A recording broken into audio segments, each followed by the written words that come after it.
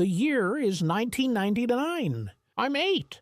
My biggest worry is whether my Nintendo cartridge loads or decides to brick itself like a government website on tax day. So, naturally, I start drawing guns, like actual guns from GoldenEye, with crayons, and taping them to my school desk like a tiny arms dealer with poor fine motor skills. Enter Mrs. Sandberg. She sees my desk, goes pale, and says, "Maybe no Glock renderings today, champ. You know, because of Columbine." Columbine. A word I didn't know yet, but it hit like a brand deal for CNN. Overnight, everyone became a school shooting expert. News anchors, teachers, your aunt on AOL. Even the lunch lady started whispering conspiracy theories over mashed potatoes. The 24-hour news cycle had just learned to walk. And then Columbine showed up like a sugar-high toddler screaming content. And the news said, "Yes, Daddy's ready." Cue exploitative graphics that look like budget Tarantino posters. Anchors delivering tragedy like it's the Die Hard 5 trailer. Victims, mid-tears, getting microphones shoved in their mouths like it's karaoke night at the apocalypse. America needed adults. We got color-coded threat levels and dramatic reenactments with ominous saxophones. And then enter Gus Van Sant. You know him? It's not your fault, guy. Good Will Hunting guy. Guy who made us believe math could heal childhood trauma. But in 2003, he threw away the piano, killed the plot, and birthed Elephant, a movie about school shootings that somehow isn't about anything. No story, no climax. No, he was bullied. So now he's evil montage. Just vibes. Terrifying, slow, soul-punching vibes. 20 minutes of that film is just walking. No, not metaphorically. Literally. Teenagers walking down hallways. It's like watching a nature documentary.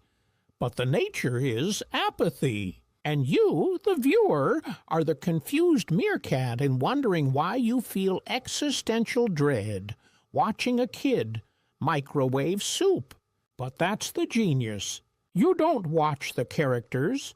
You become them. It's like a video game where you can't press any buttons and the final boss is reality. You just walk and wait and wonder when the normal day turns into a horror movie. Hollywood says characters must want something.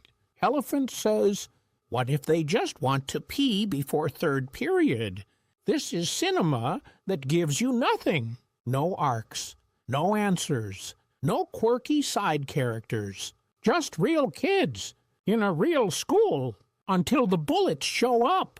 And when they do, no music. No heroic slow motion, just silence. And the silence screams. One girl gets shot in the leg and thinks it's paintball. Asks for help. He doesn't speak. He shoots her again. The movie doesn't cut away. It doesn't explain. It just sits there, awkward, painful, too long, just like every Zoom meeting you've ever had. But that's the point. We tried to explain Columbine.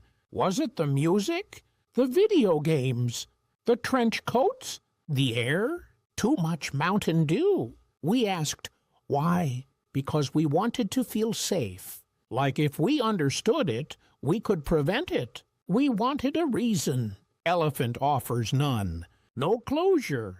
No message. Just a mirror. And it says, look, these were just kids.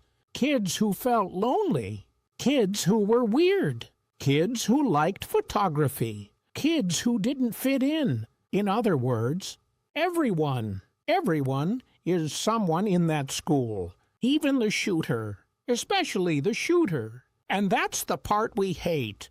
Because if he's human, then maybe we all are. And maybe that's the real horror. Elephant doesn't care if you get it. It doesn't want your think piece. It wants your discomfort. It doesn't teach. It makes you sit still and feel something, which is, frankly, offensive. We came for entertainment. We got a slow-mo anxiety attack with no soundtrack. So no, it's not fun, but it's honest.